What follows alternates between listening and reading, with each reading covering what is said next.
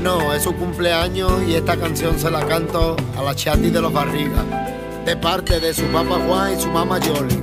El 9 de febrero nació una princesa, es de los Barrigas, cumple 13 años y es morena. Y su papá Juan y su mamá la Yoli por ella dan la vida, lo que haga falta, lo que le pida. Nadie tiene que ver con mi Chati de los Barrigas, nadie tiene que ver. Nadie tiene que ver con mi Chati de los Barrigas, nadie tiene que ver. Nadie tiene que ver con mi Chati de los Barrigas, nadie tiene que ver. La Chati cumple 13 años, con alegría le cantó, con alegría le cantó, que cumple mucho más.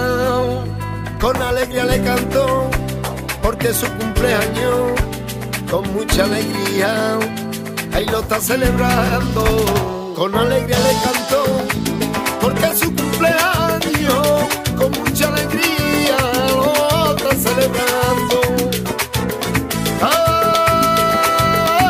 Ay, cuánto la quiere su país, cuánto la quiere su maíz.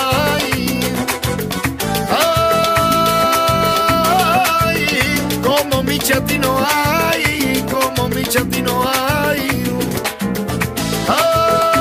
Ay, cuánto la quiere su país, cuánto la quiere su maíz.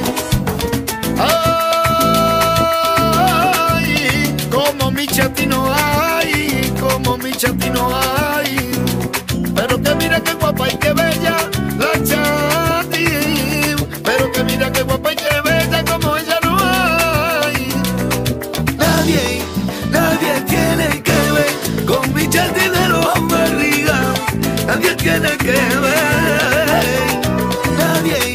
Nadie tiene que ver con mi Chati de los Barrigas, nadie tiene que ver. La Chati cumple 13 años, con alegría le cantó, con alegría le cantó, que cumple mucho más. La reina de su casa, la niña más consentida, los caprichos que quiera, por ella dan la vida. El 9 de febrero nació una princesa, es de los Barrigas, cumple 13 años.